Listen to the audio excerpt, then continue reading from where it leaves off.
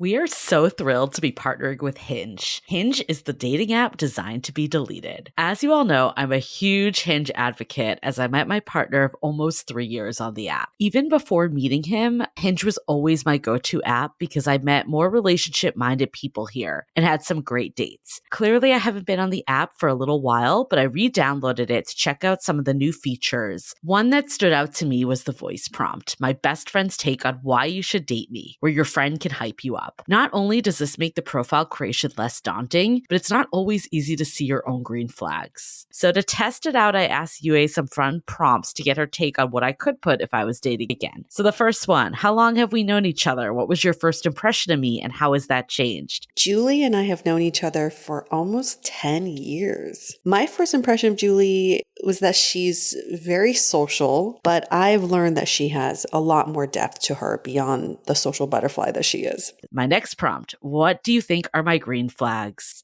I would say she's deeply loyal. She believes in love, curious mindset, and she is fearlessly ambitious. And then last but not least, what kind of friend am I? Julie is the kind of friend who will always have your back, no matter what. Damn, that feels nice to hear. So download Hinge and try voice prompts today. Then find someone worth deleting the app for. I was so excited to get my shipment from Last Bottle Wines in the mail the other day, full of incredible red wines, all from Napa Valley. I love wine tasting, so having this to my door couldn't be happier. Also, couldn't be more excited that today's episode is brought to you by Last Bottle Wines. If you don't know already, they're a Napa-based online wine shop with a twist. They offer just one handpicked wine per day until it sells out, and they're always at incredible prices. We're talking 30 to 70% off retail. And the best part is that there's no subscriptions, no fees, and no minimum purchase. And I could not be more excited to bring this offer right now because they're having a marathon sale, which is coming up March 28th and 29th. Even better, we're offering Dateable listeners 10% off your first order with code DATEABLE. So if you are a wine lover like me, this is a great time to join. And did I mention that shipping is 100% free? So what are you waiting for? Mark your calendar for March 28th and 29th or get on it earlier if you want. You can sign up at lastbottlewines.com and use code DATEABLE and find out why Last Bottle is the most fun way to discover and buy amazing wine. The Dateable podcast is an insider's look into modern dating that the Huffington Post calls one of the top 10 podcasts about love and sex. On each episode, we'll talk to real daters about everything from sex parties to sex droughts, date fails to diaper fetishes, and first moves to first loves. I'm your host, Yue Xu, former dating coach turned dating sociologist. You'll also hear from my co-host and producer, Julie Krafchick, as we explore this crazy dateable world. Hey everyone, welcome to another episode of Dateable, a show all about modern dating in the time of coronavirus. I have no idea what week we're in. If you had to take a guess, is it like our 5th week? No, I think it's more, right? I feel like we just hit the month mark. Well, at least in San Francisco, I think we went into lockdown mid-March. It was right around whenever St. Patrick's Day was. Yeah, so it's like it was the right 17th. Around then. Yeah, so I think we're in our 5th week. No, that's 6th week, right? How do you read a calendar again? 5th and 6th week. I don't even know how to read a calendar anymore. What are these numbers? Oh yeah, you're right. We are going into our 6th week. Yeah, I don't know. I feel like up until now I've been doing okay, but like this week I've been having a really hard time. And I think it's just because I felt like there was like a momentary light at the end of the tunnel, and I'm not sure if that's happening anytime soon again. Like I keep going in waves like that. So what's been bothering you this week? Just that I just don't know when this is ever going to end. I think it's like the unknown. Like I think when it felt like there was a plan starting to come into case, but then we had like a really bad week. Yeah. And even if we like go back to civilization, we can't go back immediately. I just feel like the longer we can stay in quarantine, the more we'll get our time back later in the year. We're just like trying to buy time. That's how I see this. I feel like this will get extended for another 2 or 3 weeks, but that also means I think we will have a pretty good summer, and then we'll probably have shelter in place again in the fall. Yeah, I don't know. just also like, I feel like every day it's like someone else throwing out a new theory. So yeah, it's just. I know. Everyone's a Corona expert at this point. But I think it's all a mindset. It's what you believe to be the solution or the light at the end of the tunnel. I feel like for me, the weather has been getting much warmer lately, which makes me feel really good. Yeah, for sure. Like once the seasons start changing, it just feels like life is going on. That makes me happy. But I agree that uncertainty definitely is sitting a little uneasy with everyone. This is the thing with what's happening right now. You're going to have ups and you're going to have downs. However you feel today, you're not going to feel the same way tomorrow. And I think you're feeling that ebb and flow of your normal emotions. Whoever's feeling like they're in a rough spot right now, you're definitely not alone. I think this is getting harder and harder. For me in particular, this whole week has been about loss for me. I lost my grandpa on Wednesday, and it's been really tough because, we couldn't say goodbye to him or even just see him because he's in a nursing home in Beijing, and my family has not been able to see him since end of last year. Yeah. So I think for me, this feeling of loss is really amplified.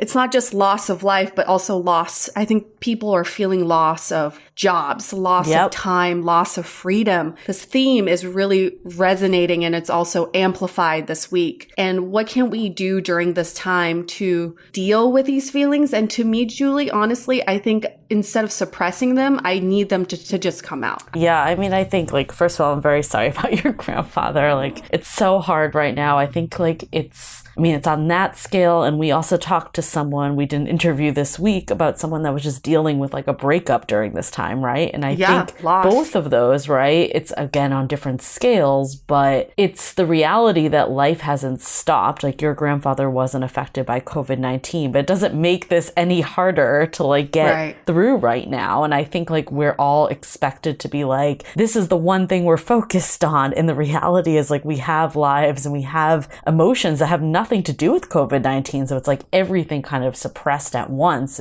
can be very difficult. And just know that don't force yourself to try to be positive. I think there's no harm in just feeling your feelings. Let them bubble up, let them come out, let them surface. This is the fact, is we're going into week 6, or we think we're going into week 6 of shelter in place. If you're not feeling like you did last week, then join the club. But we're here to support each other and help each other. I really find that our Facebook group, Julie, has been a great support system for many. Oh, for sure. And I think that comes into this week's episode. We were really excited when Mark Manson, who's a really popular author that you guys probably have heard of from the Fuck Yeah or Fuck No article that was kind of the Bible of dating for so long. I think this whole episode has really been, it's based off of his new Audible original called Love Is Not Enough. And it really makes you look at romantic partnerships and relationships in your life. And sometimes, to his point, love is not enough. There's other things, there's other factors. And I don't know, for me, I've also just been trying to figure out a relationship in my life. And I think this quarantine has been really good to have this self-reflection of what is it you really want? Have things changed enough? Are you the right person for them? And are they the right person for you? All of this. And I think just having this self-reflection time, I know a lot of people have been just scared that we're, valuable dating time has been lost. And I think we talked about this in our past episode, the quarantine from fuckboys with Shallon Lester, that despite its funny name actually had a lot of really good insights. And also on today's episode is that this time, we can use this for self-reflection. We can use this for bettering ourselves. So when we go back into the world, we come out as stronger people, knowing what we really want and what's important to us in a partnership. And I think for me too, this has given light to remaking finding a partnership a priority for me. I think like deep down I've wanted a partnership, but I don't think I've made it a priority since my last breakup. And I think it's really shown me that I do want that partner in my life, and I don't want to keep going through life necessarily on my own, even though I can go through my own. I think it's been kind of self-assuring to know that I can take care of myself during this time, but just because you can doesn't mean that's what you want. Yeah. So it's really, how do I start putting that out into the world and finding that partnership that I really will make me happy. So it's finding that you found the clarity that you want someone who's a partner for you in your life. It's almost like you're ready to allow the space for someone else in your life in that capacity. Yeah, and not just like a casual person. Not casual in the sense of like, I think I'm past like a casual sex type of mentality in general, but like even casual dating, like I want someone that's all in at this point. And like that to me is number one. So that's what you should be putting out in the universe, Julie. It's not finding a partner who's all in. Exactly. And I think like in this time, it's like become even more clear that like life is short and, you know, you got to make the most of everything and like work towards what's the most important things towards you. Yeah. So what do you think is the first step to putting that out in the universe? I mean, I think it's like, just as a full caveat, I'm working through something right now. So it's still unclear if this will be something that we pursue, but I think it's really getting clarity of like, are we both really in the place to be all in on this?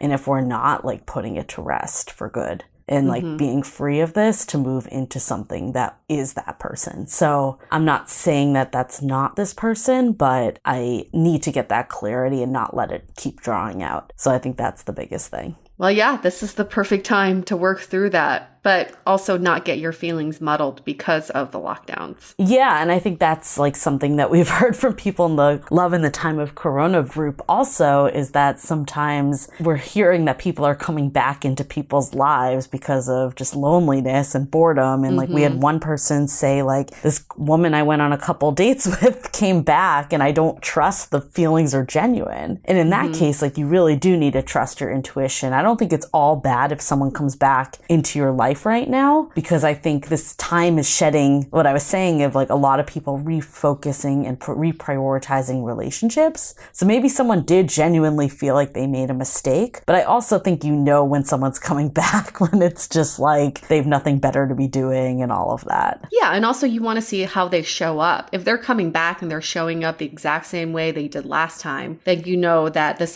has nothing to do with you. It's just their needs. But if someone shows up differently, then this is a different chapter. Right. And I think the episode that we have coming up for you guys, I mean, honestly, I think this is probably one of my favorite episodes we've ever done. So we'll keep this intro relatively short because, you know, let's just get to it. But I think Mark is just so insightful in terms of relationships, and he really just doesn't sugarcoat anything. And I think there's like so many romantic comedies and books and whatever it may be that says like love is all you need and love is enough. And he's basically like, nope, it isn't. Like there's a lot more factors to life, and difficult times in your life can really like make or break a partner, even if they do love you. Yeah, you need more than just love. And he does answer one burning question for me, which is, are we all inherently fucked up? I won't give the answer away, so you'll have to listen to the episode, but he does answer that question with full confidence. I guess let's switch to something a little bit lighthearted. I think we could use some of that for now.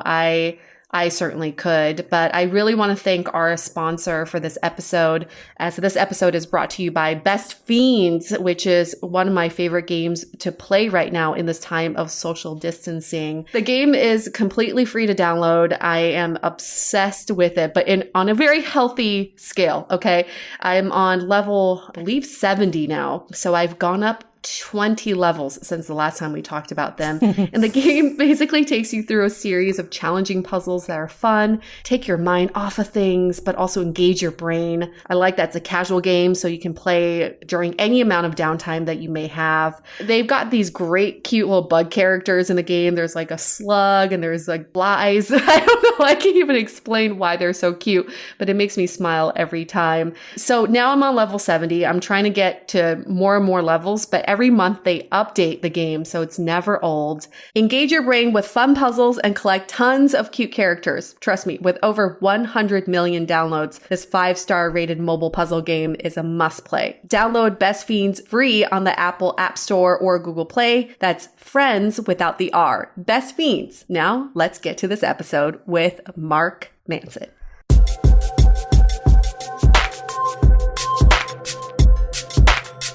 A few years ago, there was an article that was so popular. I think we referenced it on multiple episodes. It was called Fuck Yes or No. And it was by an author called Mark Manson. And Mark and I, guess what? We have a lot in common. We both started a relationship blog over a decade ago geared towards men. And I thought the same thing as you. I thought this is just for my male friends. Who's going to read it? Who cares? It's a great platform to just get my thoughts out there. And quickly, Mark saw his blog grow. And soon enough, strangers were reading this blog. Many people were coming to this blog. In fact, millions of people were coming to this blog. And that's where he is today. He is a self-help author, blogger, and entrepreneur.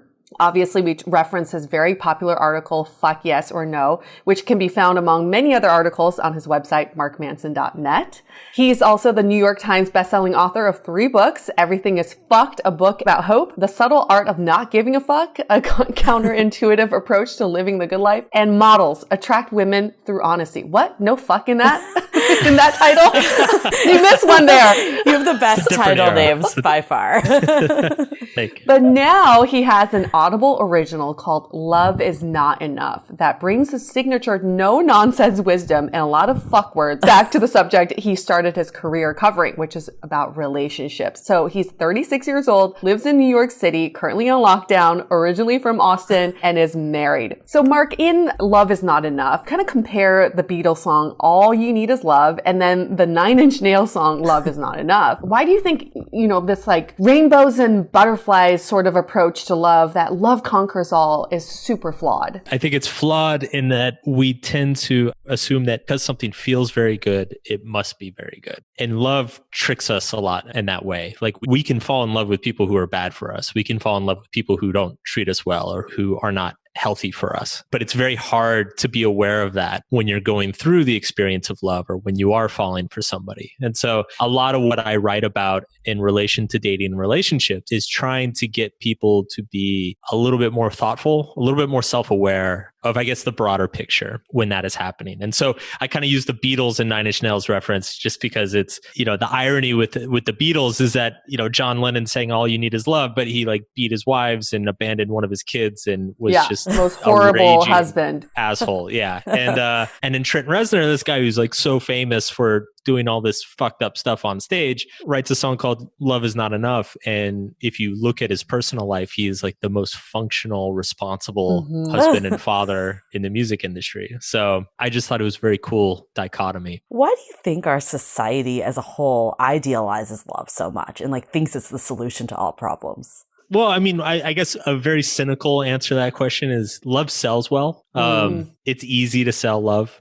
We all love to see it. We enjoy romantic movies and we enjoy seeing, the people get together at the end of the movie and all those things. And so I think it's proliferated. One thing that's interesting is that this whole idea that love can solve our relationship problems, it's a pretty recent thing in human history. It's only a couple hundred years old. Most of human history, people were actually very cynical about love. They thought it was as dangerous, if not more dangerous to the relationship than otherwise. Mark, do you personally believe in love? Absolutely. My take on it is that love is like anything else. Like there are healthy forms of love and there are unhealthy forms of love. Like we all do need love. Right. Lennon wasn't wrong about that, but we need to be careful and make sure that the love is serving us and helping us. I also believe love is a choice. It's not that once you fall in love, all your issues go away. The dishes that are unwashed in the sink just somehow get cleaned all of a sudden. It's this choice and constant choice every minute, every moment. And I think sometimes we forget that in relationships. Oh yeah. I think especially like if you're single, you think that suddenly if you're in a relationship, you're going to be happy. And it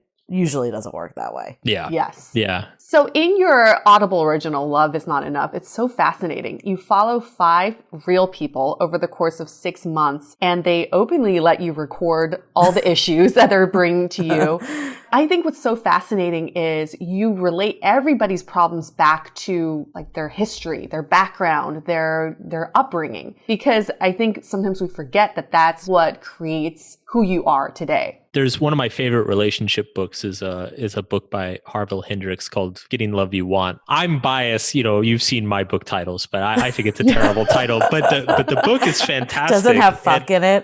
It doesn't have fuck. It's not edgy, but it's he talks about how, our childhood and our upbringing, our relationship with our parents when we grow up, it kind of writes what he calls our emotional maps or our love maps. And it's basically like how we unconsciously like find love in our lives. And so when we keep running into the same dysfunctional relationships over and over again, he says it's usually because the love map that was written in our childhood pointed us to the wrong place. And so you have to kind of like learn to rewrite that map. In the case with the Audible original, like it was important to find out these people's history, to kind of like get at what their love maps were. But also it's like I'm talking to these people for about an hour a month and I'm like going in completely blind. So I have no idea who these people are. I don't know what their past relationships were like, what their parents were like, where they grew up, anything. So a lot of the early conversations were just me trying to like drill down as quickly as possible to look for patterns in their relationships in their lives. So do you think it goes back to just the way you were raised and just like the mental models you have around love? Or do you think there's other reasons that we settle for these like less than ideal situations? I don't think upbringing ever explains everything. A lot of it depends on circumstances. Dating is often compared to a market, and there is a little bit of a market functionality to dating.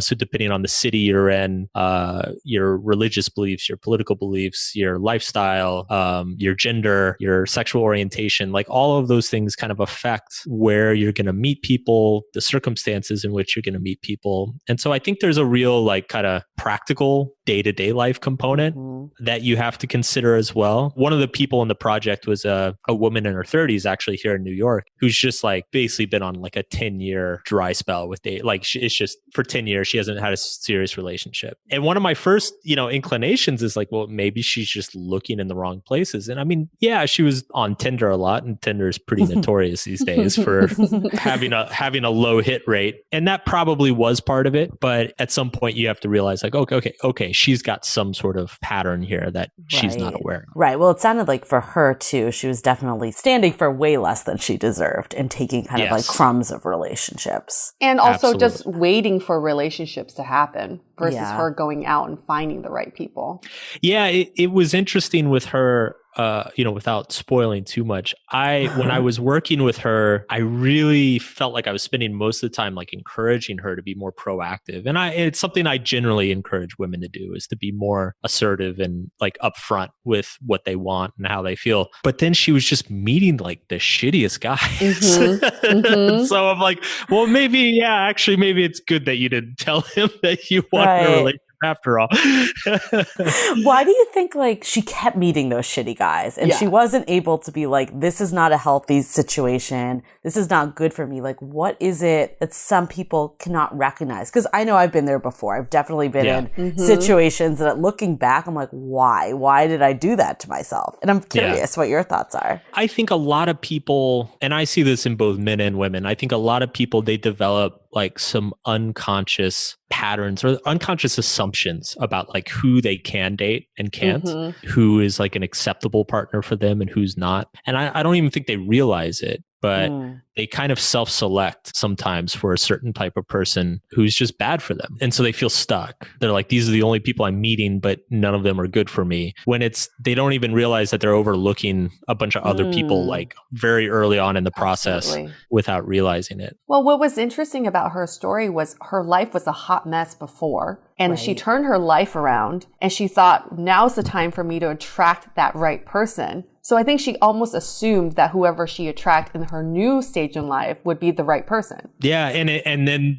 just to even add another layer of complexity on top of that, it actually started infiltrating. She actually started developing like a very negative set of beliefs around men in general. She was like, oh, well, when I was a mess, men loved me. And now that I'm like all put together and have my life in order, men don't want to have anything to do with me. So I guess men are just shit. And she developed a lot of like negative beliefs around men that obviously is also not conducive to having a function. Because if you believe that all men are just like don't have your interests at heart, then you're going to kind of unconsciously select for the ones who don't, because they confirm what you already believe. We talk about that a lot. It's like you're looking for a red car, for example, and everywhere now you see red cars. So it's like you kind of spotted that, and that's what you're seeking out at that point. Yeah, absolutely. Your brain is an evidence finder, not a truth seeker. So your brain is just giving you all the evidence that your narrative is telling you. Right. And this is the narrative we hear from a lot of women who write into our show who say, I've worked so hard to get where I am today. I'm so professionally successful. I have great family and friends. I deserve a good man. Why can't I find a good man? There are no good men out there. Yeah. And that's the narrative they keep telling themselves, and they keep looking for the bad guys. This is something I say sometimes, and it might not be the most politically correct thing, but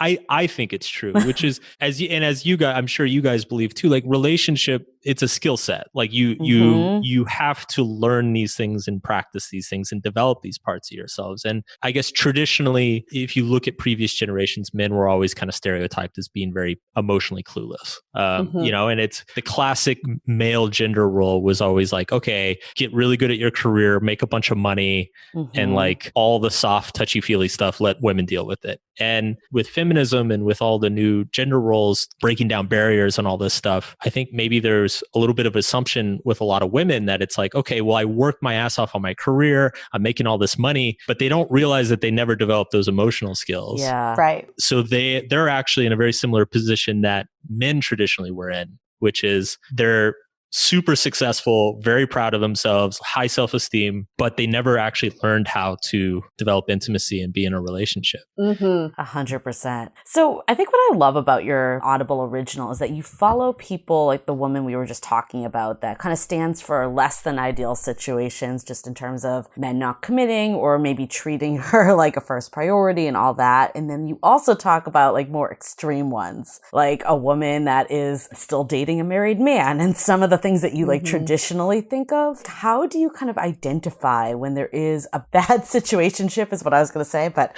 that is maybe the right word. That actually is the right word. I was trying to say situation, but it is situationship. So it just came up by default. Yeah. Not to rain on your poetic new word, but what do you mean by bad situationship?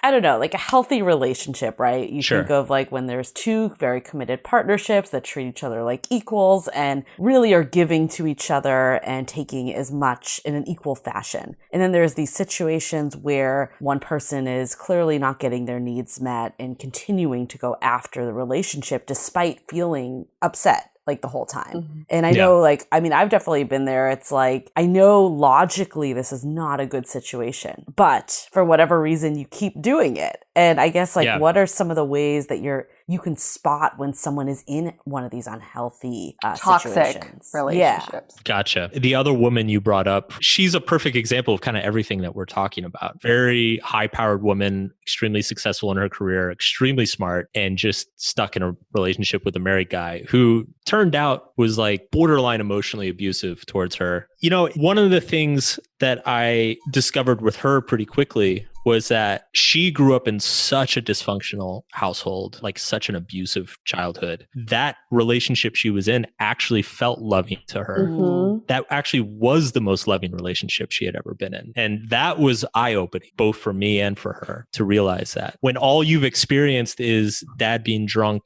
and like disappearing for months at a time, then sleeping with somebody at work who won't leave their wife for you is like, that's an upgrade. So it's all relative, basically. Yeah, but it's still not good, right? Right. It's still toxic. One of the metaphors I use a lot to kind of help people determine whether the relationship is healthy or it's unhealthy is I think it comes down to conflict, how well you as a couple deal with fighting or disagreements. Generally, what I've found is that couples that are very healthy with each other, the conflict, it kind of has this feeling of pushing a rock like down a hill. It's, the more you work on it, the easier it gets. And it actually kind of brings you guys together. Whereas an unhealthy relationship, it feels like you're constantly pushing this rock up a hill. And it's like the more you push, the more difficult it gets. And then it doesn't matter how far you push it, it's just going to roll back down tomorrow anyway. That's interesting because I feel like there's those situations where you walk on eggshells because you don't want to, totally rock the boat. And I think that's definitely to what you're Pushing saying. uphill. Yeah. Exactly. And if your conflicts are never being resolved, I mean, that's why you walk on eggshells. Because it's like if your conflicts actually get resolved and bring you two closer together, then you don't mind having conflict. There's no reason to hide things from each other. But it's like if the conflict is just ripping a scab off over and over again, then it's like, okay, I'm just going to shut up and not say anything. This reminds me of, remember, Julie, I told you about a friend of mine, and she and her husband fought for 2 years when they first got married because they welcomed conflict. So they got all the conflicts out of the way, and now they don't fight anymore because everything's so easy. It's on the table. Yeah. Literally got it out of the way. And now thinking with this period of pandemic and lockdowns, I think a lot of couples are going to have to face some of these conflicts head on right now. I think though what Mark, you were saying earlier about how some of it is a skill you have to learn. So I think some of it is obviously the partner you're with, but I think a lot of it is yourself too. Because I know from personal experience, like I think when I had these more toxic relationships in my life, yes, I probably picked the wrong partner, but I also was not comfortable with addressing conflict. And over the years, I've just learned to do that through therapy, through this podcast, like all these different things. So I think some of it is your own mental state and then also finding someone that's at that same mental state. Totally. I mean, this is kind of another litmus test, right? Like in a toxic relationship, people tend to bring the worst out of each other. Whereas I think in a healthier relationship, your partner kind of makes you better. They see your weaknesses and flaws and they know how to adapt to it and vice versa. Whereas in a toxic relationship, it makes each of you weaker. Makes sense. Your story really resonated with me because I have a lot of girlfriends and also guy friends who are high powered, who are very successful. And for some reason, they define their self-worth by the pedigree of the partners they attract. So he also went in Ivy League. He's a startup founder and he's this and that. And I feel like he's a good match for me because he's pedigreed in that way. But they don't take into regard how good these people are and their personalities and even if they get along and even if they're compatible. I sent your Audible original to a friend of mine because it reminded me of her so much because for so long, she is just so incredibly smart. I think I know who you're talking about. No, you totally know who I'm talking about. She's so smart business-wise, but comes to personal relationships, she only goes for guys who are, yes, very pedigreed, but come in and out of her life. They weave in and out. And to her, she's created this narrative that that's okay because they're so busy doing their huge accomplishments that the little time that they give her, that's love. Yeah. And it's been like this for 2 years, with the same guy. So I'm like, please listen to this. You need to listen to this. Well, I guess that's I think you were saying earlier, Mark, some of it is relative to what love you've seen and what stories you're telling. What do you do when someone like that, we'll use that example, is like, but I'm in love with them? What do you say to that when you know it's an unhealthy situation, but they feel that love? Love is not enough. I mean, it's like this. I know that sounds curt, but like really, this has kind of been my rallying cry in terms of like all my relationship advice for years now is that we have to get over this idea that like, oh, but I love her. Or, oh, but I'm so in love with her. Well, it'll be okay. And it's like, no, it's not going to be okay. In fact, it's probably going to get worse. If you don't have respect, if you don't have trust, if people aren't committed, if they aren't, like you were saying, like they're not making that daily choice of like, okay, I'm going to sacrifice this to be with this person. It's not going to get better. So we have to kind of get over this idea, this romantic idea. Romance is great, feels wonderful, and it's important, but there are more important things to be optimizing for, I think, in our relationship. And on the flip side of that is, oh, but Mark, I'm in love. Flip side is, relationships are all about compromise. So when do you know you're starting to sacrifice too much to compromise for your partner? Ooh, that's a good question and a tough question. I mean, I think there's a threshold where at some point, everybody ends up having to compromise in relationships. But I think there are certain things that are core to your identity and your values that have to kind of be sacred, that have to be off limits. It's like that cheesy Meatloaf song. I'll do anything for love, but I won't do that. I used to play that on repeat 24/7. I forgot about that song. Anything for love. It was so passionate. No, right? But we all have to have that. I think what people don't realize is that if you're willing to give up everything, every part of who you are, everything you care about, everything you value, you are removing the person that your partner fell in love with in the first place. You're kind of just gutting yourself emotionally of all content. It's self-defeating. It's one of those things that will maybe smooth things over in the short run, but it's in the long run, it makes things worse. Let's hold that thought for a sec. We'll get right back to it. This episode is made possible by Armoire. Armoire makes getting dressed easy. With a clothing rental membership from Armoire, build the perfect wardrobe with brands that are high quality, unique, and recommended just for you. All you have to do is take a 5-minute style quiz and select items from your dynamic, personalized closet. The styles show up at your door in as little as 2 days. Then when you're ready for new clothes, just swap them out. Listen, I live in Southern California. There is absolutely no need for puffer coats or any sort of those winter jackets. But when I travel anywhere else in the world in these cold months, I'm often burdened with the task of getting winter clothes. And now with Armoire, I can just rent my winter wardrobe. It's brilliant. Right now, our listeners can give Armoire a try and get up to 50% off their first month. That's up to $125 off. Just visit armoire.style/dateable. That is armoire.style, spelled ARMOIRE.style/DATEABLE to get up to 50% off your first month and never worry about what to wear again. Try Armoire today. This episode is made possible by Badlands Pets. As you all know, Mojo, my precious baby, is the reason why I found love in the first place. He made me feel love again. So I would do anything to ensure his health and longevity. And actress Katherine Heigl and I have that in common. She's helped save over 16,000 dogs through her foundation. And after doing a ton of research, she feels there's one place we can look to improve any dog's health, and that's their food. So fortunately, she found that just by adding a few special superfoods to her dog's food, she saw huge transformations in their health. So she's made a 20-minute video explaining step by step how anyone can do the same thing to see incredible changes in their dog's health. I've definitely re-looked at what I'm feeding Mojo and making sure that, hey, he only has one life to live, and I want to make sure it's the best damn life. So if you want to keep your dog healthy and happy, go to badlandsfood.com/dateable and watch Catherine's video right now. Again, that's badlandsfood.com/DATEABLE. As you know, I recently left my corporate job and I've been in total recovery mode, all about self-care. One of my new routines is the nighttime shower before bed. There's just something about washing away the day and that reflection that's been super helpful for me. I've been using one of our partners, Osea's Mega Moisture Duo. This combo body oil and body lotion are so freaking incredible. It literally feels like I'm at a spa. I realized that the secret is seaweed and other skin level ingredients that are normally reserved for face products. And that's why I was so excited when Osea became one of our partners. And, we're so grateful for partners like this because one, they keep the show going, but they're also super good for all of our listeners and for our own well-being. So if you want to have that nighttime bliss like I am doing, you can get 10% off your first order site-wide with code DATEABLE at oseamalibu.com. You'll get free samples with every order and free shipping on orders over $60. So head to oseamalibu.com and use the code DATEABLE for 10% off. Let us know which products you end up going with. Share them in social. Super excited to see what you end up choosing. Mark, I just had a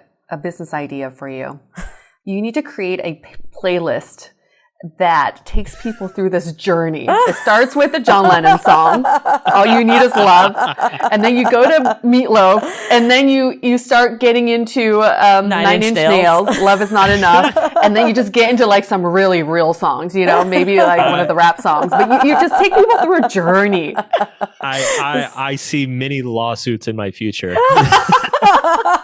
You're like, I'm not going to do that business idea. Yeah, a lot of copyright infringement. How about a private playlist just so we can hear? Just for us. Yeah, there you go. So I think one of the things that you talk about a lot is boundaries, which is very important. And I think we hear this over and over again. I guess, how would you define boundaries? Because I think there's something a little scary about the word boundaries. At least I feel that way sometimes. Yeah, I think people kind of recoil at the idea of erecting barriers. You know, we like to have the idea that, you know, we can be open about everything and we can love everybody. And, you know, it's like life doesn't work that way. Like there has to be a certain expectations of conduct between two people. And at the core of it, I define boundaries as basically being each person takes responsibility for their own actions and their own emotions. And they don't take responsibility for the other person's actions and emotions. And so what you see in a lot of relationship situations is one person is kind of a deadbeat or down on their luck or whatever. And the partner's like, oh, well, I'll get him a job and I'll pay his rent and I'll make sure, you know, I'm going to send him back to school. And like, just,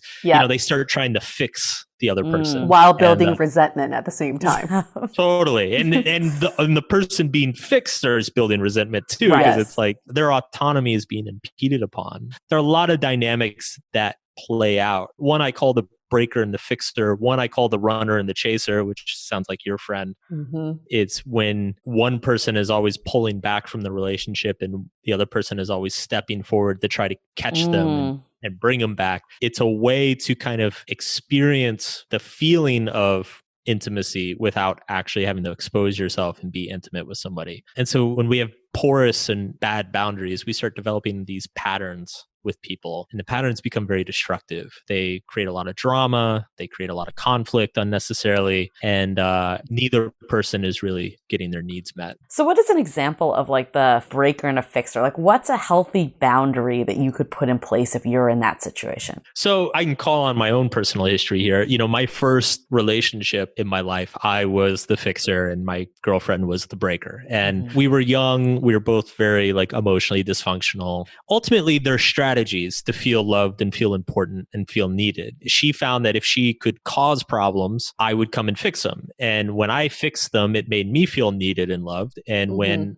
I fixed them for her, she felt loved. But the problem is that as soon as I fix a problem, well, now she's got to find something else to break, you know, because it's like, oh shit, he's not fixing something. I don't know if I'm loved anymore. Here, let me break this. And so it was just kind of this spiral of drama over and over. And it was just over stupid things. And it kept getting worse and worse and worse. Ultimately, the only way it stops is one of the two people opts out of the cycle. So in the case of a breaker, the breaker would have to say, you know what? I don't want you to fix anything for me anymore. You know, I don't want you to get me a job. I don't want you to pay my rent. I don't want you to try to take care of me. I need to do this myself. And in the case of the fixer, it's saying the flip side of that, which is like, you know what? I'm not helping you anymore. You need to stand up on your own, take care of yourself. I still love you, but you need to be responsible for yourself. And generally in very unhealthy relationships, like if there's not a whole lot of mutual respect and trust there, as soon as one person opts out, the relationship breaks. And that actually happens with Vanessa. I spend the first couple of conversations with her, spoilers, but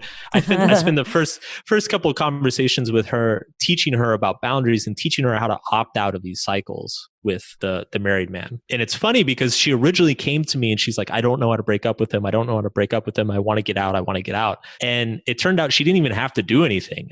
All she had to do was simply stop playing the game. Right. And he immediately broke up with her. It's like, wow, you're done. You know, like. Well, it kind of goes back to your litmus test earlier. Like if someone's willing to work with you on conflict or not. And a lot of times in these situations, like you just said, they're not willing to work with you. So it just ends. I don't know. I mean, if there was a situation where someone felt like they were the fixer and the breaker, but then they had that healthy boundary. And at that point, the two partners were able to work together, maybe it would turn more healthy. What do you think? Yeah, I mean, so the alternative outcome is, let's say the breaker's like, you know what, I don't want you to fix my problems anymore. I need to do this on my own. And the fixer's like, oh yeah, okay, that's fine. Because what you're doing is you're relieving the fixer of the responsibility of dealing with all these things. And so both people can sit with that and not freak out and not lash out at each other. Then it actually, that is how you transition into a healthy relationship. Got it. So it's not always doomed.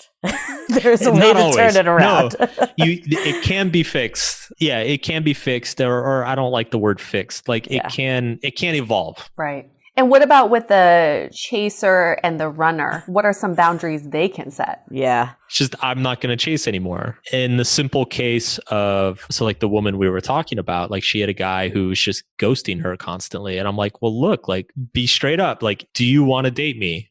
If yes, stop ghosting me.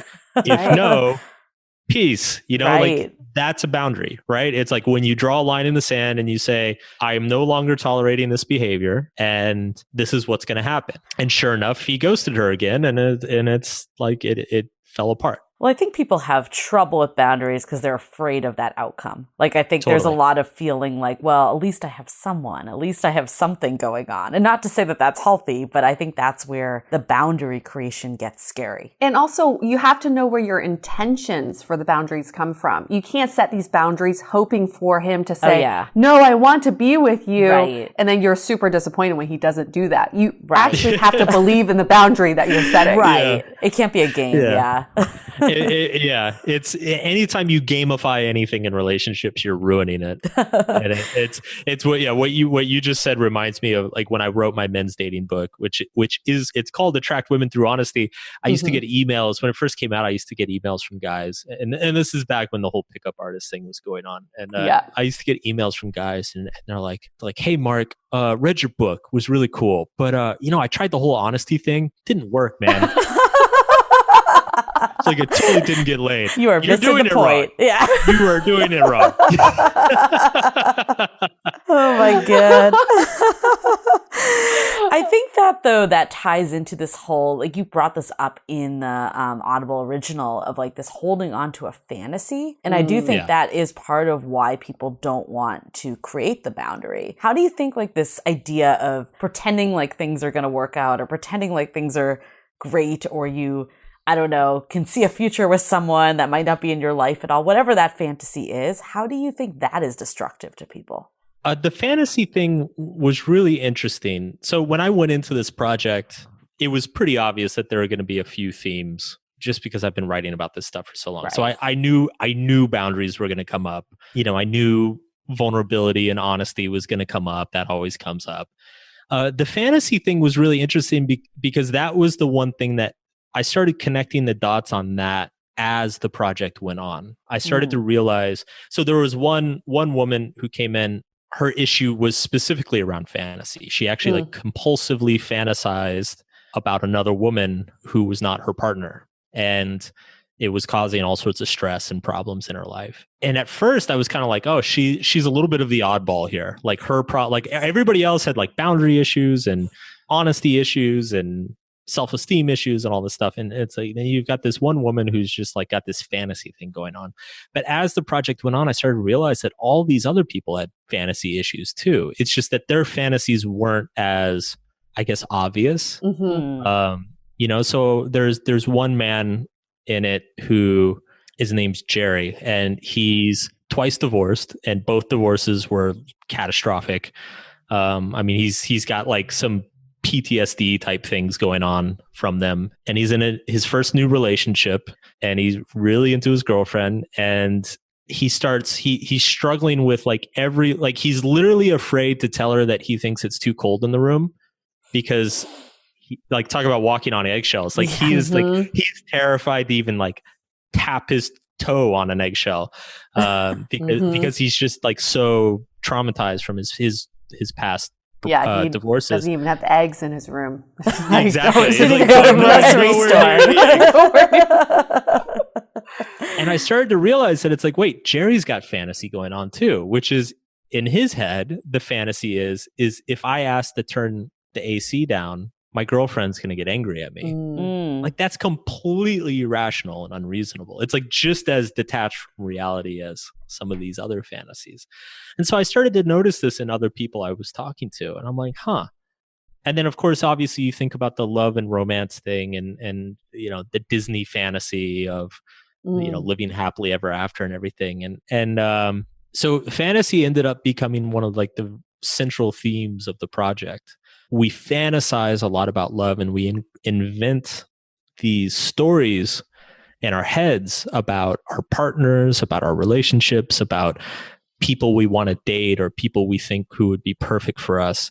And a lot of times these fantasies are completely detached from reality. And so they end up hurting us a lot. B, a lot of times they're kind of a defense mechanism. They're a way to protect ourselves from having to face reality. That's fascinating because I always think of it like the Disney Positive. Yeah, exactly. Yeah, because a fantasy by definition is being detached from reality. But we kind of think, oh, if I'm fantasizing about something, it must be something good. really positive. Yeah, it must be really good. Yeah, that's fascinating. And so we've talked about the three characters, right? I'm calling them characters. They're real people. The three subjects that you had. Can you give us quick summaries of the other two? Sure. The other two, one is a 30-something-year-old man from Utah named Mike. And Mike's the best, man. I talk about detached from reality. Yeah. It's fun. I want to meet him. He's a great guy. I mean, he's one of those guys that like you actually start kind of feeling bad for him, you know, I think about halfway through. Because originally he came to me, he was like, man, I can't get off Tinder. I'm just like, I'm like addicted to Tinder. Yeah. And I was like, okay, you know, all right. Like, I think I did a preliminary call with him, like, let's see where this goes. And he just ended up being such a character that I was like, oh my God, I have to talk to this guy. And so, yeah, I mean, he's just completely deluded. He bought his ex-girlfriend a house to try to get her back. I'm like, just insane. Was he he was the one that would like fly all over the place for like a first date? Was that the same guy? Or I had to talk him you out talk of him it. down from that. You're like, no, don't fly across the country for a first date. But talk about fantasizing. Right. Yeah? Oh yeah, man. Yeah. And it's funny too, because he's you know, on paper you would never assume that. Like he's a button-up corporate guy from Utah, Republican, like very manly, like renovates his own house and like builds his own drywall and all this crap. And he's just like the most rampant fantasizer and romantic, maybe in the entire project. You know what? We get people that reach out being like, is it a good idea that I go to like France and meet up with this guy for a weekend? Like this like, definitely no. We're like, if you want to go on a trip, go, but don't go because like you think that this is gonna happen. And like they're like, yeah, but he doesn't want to do long distance, but should I still go anyways? And we're like, yeah, they keep creating excuses for the other person. I always say, stop being someone's publicist. Yeah. Because that's not your job. Right. You need to stop defending them and making them sound so good. It's amazing how, and I mean, these are usually like they're smart people, right? Yeah. They're very competent in other areas of their lives, but it's just amazing how for a lot of us, and I know I was the same way for a long time, like my IQ just gets cut in half. And I'm like, yeah, that sounds like a great idea. Let's go do it. It's horrible. I mean, I think it is the fantasy that all you need is love, like what we talked about earlier. Because I mean, I've definitely experienced that too. Is like I thought no matter how much I love someone, like all the other problems didn't matter. Like I could fix it, right? I know we don't like the word fix, but I actually thought that for a while. That Julie, can you give us an example of a time you did that? Because I can think of one in particular. This is when I was in New York. Yeah. I was in love with this guy, and we broke up because I was just being crazy on my own. And I thought that if I would run into him on his way out of work, that we would have this encounter and we would slow-mo run into each other's arms and say that we love each other. So I literally would walk past the street every day around 6:30, knowing he got off work around that time, hoping to run into him. Never did, thank God, because I would have... he would have definitely known I was a stalker. But in my mind, I kept thinking, we just need that one more chance encounter And when the universe brings us together in his eyes, we will fix everything and everything will be perfect. Yeah, I mean, I think my example is a little different, which is actually good because it can show the extreme differences of how this shows up in people's lives. But like, I was in a relationship for over a year with someone that I really truly loved, and he loved me as well, but he just had other things going on in his life, like in terms of just challenges he was facing that was totally external to our relationship that prevented it from getting to that next level, like of getting married, moving in together, all of that. And I think for so long, I thought I could fix those problems. And the problems were things he really had to do on his own. And I just couldn't. Yeah. Like, it just wasn't possible. So yeah, I think it really can range to like what you were just saying, Yue, having this fantasy of like running in and saving the day versus being in something really thick with someone where two people, like, I do strongly believe in my heart that we both really do love each other. It just didn't work because love is not enough. Yeah, right person, wrong time. My fantasy story is pretty similar to yours.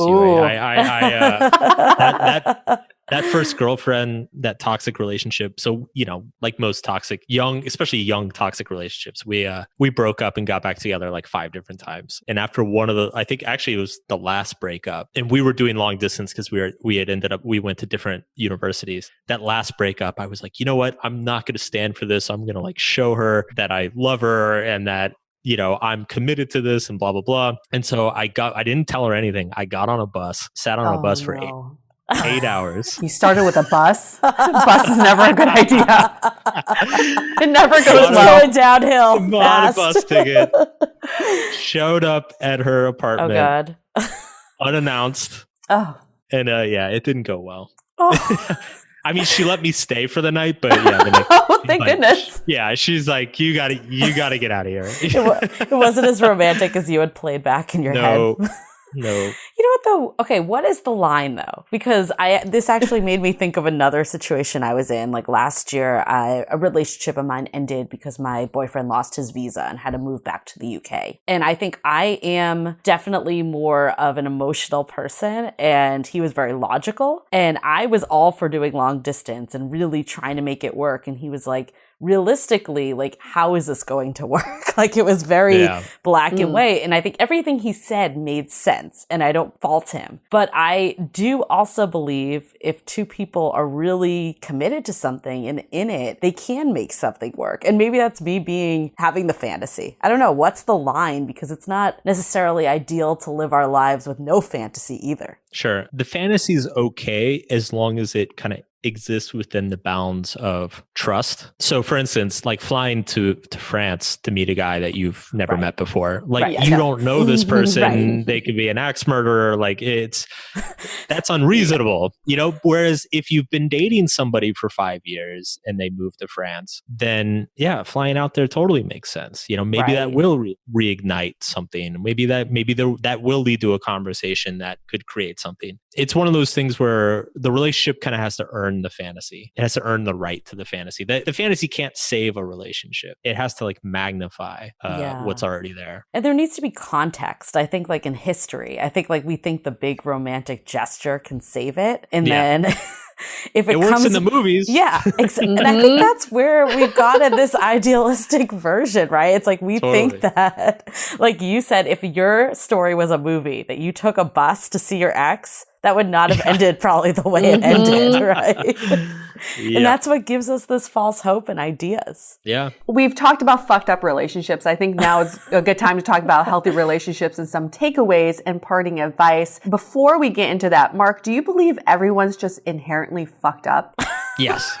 Absolutely. Okay, boom. All right, there we go. There's the takeaway. Done. Mic drop. We're all fucked up. I saw an interview of an artist that I'm a fan of once, and he had like the best description of love that I've ever seen. He said, true love is when two people with complementing pathologies meet. I love that. Brilliant. Well, I guess that's a good question, though. It's because we do want to leave this on a positive note. It's like if everyone is fucked up. What are some ways that we can start? I mean, we talked about boundaries, we talked about being realistic in fantasy, but what are some other ways that you can start kind of taking ownership in having healthy relationships? I strongly believe that the healthiness of your relationships is going to be a reflection of your emotional healthiness yourself. Right. So, I mean, the first thing that anybody can do is just start getting right with themselves, start dealing with their own problems individually, go to therapy, read books, meditate, do whatever you need to do to get to a good spot yourself. Because this is kind of the problem that you were alluding to earlier. If you feel like you need somebody to compensate for how bad you feel yourself, it's never going to turn out well. You need to feel good yourself, and then partner is simply somebody who adds to that. I think also you talked about in the Audible original about just like having the courage to love. And I think that actually is really important, and something we've talked about on other episodes too, is I think a lot of times some of this game playing and some of this like setting up a boundary to see if they're going to break it and follow through, whatever that may be, a lot of that is a distraction of finding love and having that courage. Like, how do people kind of break through and have that courage? It's hard because it's proportional to a willingness to be hurt. I mean, ultimately, I think people who go through painful breakups and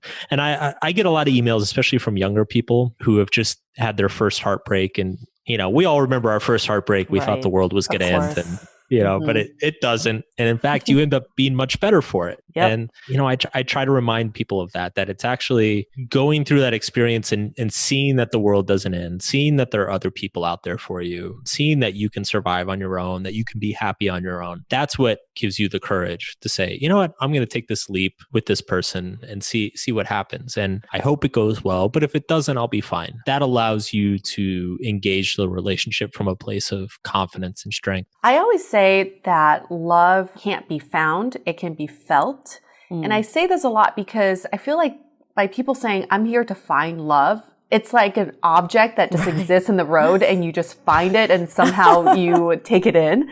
But to feel love, you have to feel it from within. And when you feel love, you are putting the accountability on yourself to do that and not just trying to find it somewhere. So it really goes hand in hand with our conversation where, yes, love is not enough, but love is the beginning of you putting yourself out there to at least open to feeling that. Once you feel that, how do you constantly choose to feel the love and work on your relationship? I love that. And that's a great way to kick off takeaways. I mean, I think the other big takeaway I had from this conversation is also just understanding why you're doing certain things. Like, for example, if you're living in a fantasy, is that because you're just afraid to be in love? Like, are you afraid to bring love into your life? Like, what is the root of where this is coming from? And I think the other big takeaway is if you're in an unhealthy situation, it's better to confront that reality and either work your way out of it. I think that was reassuring that it doesn't necessarily be that you're in a toxic relationship, it needs to be toxic forever. But I think having, again, the courage, it all comes back to courage, to be able to say, okay, well, if I do bring this up, I state my needs, I say what I need in a relationship, and they're not willing to meet me or have a conversation, I'm okay walking away from this. And I think that courage is equally as important as the courage to actually find love. Absolutely. Yeah, that's really fantastic. My biggest takeaway from something you said, Mark, and it just blew my mind. I wrote it down in big capital letters. Fix versus evolve. And can we just simmer on that for a sec? Yes. Because we always say, oh, I have this problem, even just like your own personal development problems. I have a problem that I'm always late. I need to fix that problem. Fixing seems so drastic because it's turning one action and you're fixing yourself and going the flip side, going a perfect 180. And it doesn't happen like that. But evolve is so different. It visually, to me, seems like you're climbing a different hill and just making those small baby steps. So in relationships too, it's not about fixing your problems and your issues, it's about evolving from them. And I think that is the most brilliant way to distinguish how we can evolve as a couple. And I also love this idea of identifying the fantasies you've had, whether they're positive or negative. Yeah. In fact, maybe all fantasies have a negative impact because they're not reality. So maybe just even plotting out your love history and seeing what were some of the disconnect. What did you want to happen? Identify that as a fantasy and identify what the reality was. And then you were able to find that delta of, oh, that's where that fantasy came from. Okay, that's where my fantasy was and that's where the reality was. That I would do that today. Oh, that's a great action item for people. And I'll even throw in my own takeaway. Yes, I mean, one thing that was cool about the fantasy thing from the project was I realized that this is something that we all do, and it's something that we all continue to do. Like even though like I'm happily married, have been married for years now, I noticed that even within my marriage, I create these stories or these fantasies of like what a marriage is supposed to be. What is a husband supposed to do? What is a wife supposed to do? And over again, I realized like, well, wait, why? That's not necessarily true. Like, why do I think that is true? Why am I assuming that? Why do I think that I need that to be happy? And so it's something that it's a lesson that is kind of born out of the dating world, but it continues to be valuable even in committed relationship land. Well, Brene Brown, I mean, she does this with her husband too. So I agree, it doesn't end on dating at all. Yeah.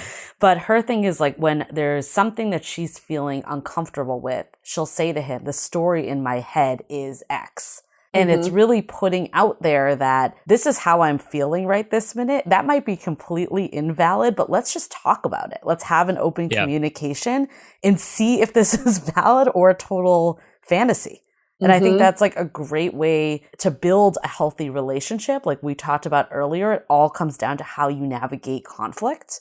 So putting that stuff out there and being vulnerable with it is a great way to go from something that might feel more toxic or fantasy land or whatever it is to healthy. And this is so much about what you've done in Love Is Not Enough is hearing these people talk about what they're going through and just hearing them speak. I feel like they've started to resolve their own issues because sometimes you just have to put it out there in words or on paper. And when you read it or view it from a third party's perspective, it becomes so much more clear. I think that goes back to the whole evolution piece too. And we're talking about this and we all shared our own situations too. No one is immune to this. Like everyone has been in less than ideal situations or situationships, as we mentioned. And I think you kind of have to go through it. It lets you see what you'll never stand for again. And I think like until you've had these experiences, I think where it becomes toxic is when you keep having the same experiences over and over again and not learning from it, but also cut yourself some slack if you have had one of these situations because it's okay. Everyone's been there. You got to have them to learn from them. Exactly. Yeah. Mark, any parting advice for daters out there who want to be in healthy relationships today? Well, considering we're in quarantine, start fantasizing quarantine love. That whole thing about fantasy, you know, like take the next couple months and fantasize like crazy. I don't know. You know, it's hard today. I think it's become such a more complex world, you know, since I started writing dating advice years and years ago. But I think, you know, the core principles hold true. And I think it's ultimately the biggest challenge today is less of the tactics or the nuts and bolts of dating. I think a lot of the problem today is simply getting clear on screening for the right person and knowing your values, knowing what you want in your life, knowing what you will and will not stand for, and then use the abundance of connection today to start filtering aggressively to find people who match those things. So it's using video calls to screen. Yeah. I mean, another quarantine, you could use this time to self-reflect. Like this is a really good time, like to put dating a little on the back burner. Not to say you can't do the video calls, but maybe it's really getting clear with looking at your past list of fantasies, the idea, the action item, or even just like what you just said of really pinpointing what is it, the core values that really are essential for you. Yeah, that's step number one. Yeah, I've writing a lot about, the last few weeks about how people should use this time to kind of evaluate themselves, evaluate their lives, what they want in their lives, what they don't want in their lives. And so I think that's a huge first step. It will, if this thing ends up going on for a long time, obviously people will want to start dating again at some point. Right. So it could start to get super interesting. Yeah. But I don't think we're there yet. I think right now, I agree. It's focus on yourself first. Date yourself. There you go. Maybe only yourself if you're quarantined with yourself. Hey guys, so before we wrap this up, can I just bring it back to the Meatloaf song? Because I never really thought about the lyrics because I would just sing literally the chorus, which is I would do anything for love. But then he says, but I won't do that. What do you think that refers to? Because to me, I'm like, anal? I don't know. Like, what is it? I would do anything for love, but nope, I won't do that. I mean, every time I've heard this song, my mind has gone to very dark, fucked up places. Yeah. So Murder? I won't. Maybe all this time he was just helping be ambiguous so everyone could figure out what their own that is. There you go. Wow, so deep. Or it was anal. I don't know. One of the two. Or anal, yeah. He's like, fuckers, I just wanted to talk about anal. That's all. Meatloaf, the dating guru. Well, thank you so much, Mark, for being part of this conversation. For anybody who would love to listen to A Love Is Not Enough, you can download it on Audible, and you can find out more information at markmanson.net. Thanks for having me, guys.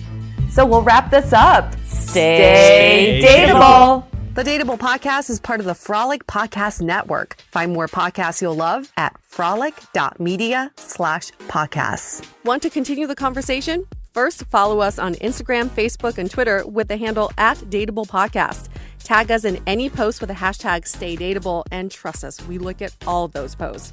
Then head over to our website, dateablepodcast.com. There you'll find all the episodes as well as articles, videos, and our coaching service with vetted industry experts. You can also find our premium Why series where we dissect, analyze, and offer solutions to some of the most common dating conundrums. We're also downloadable for free on Spotify, Apple Podcasts, Google Play, Overcast, Stitcher Radio, and other podcast platforms. Your feedback is valuable to us, so don't forget to leave us a review. And most importantly, remember to stay dateable.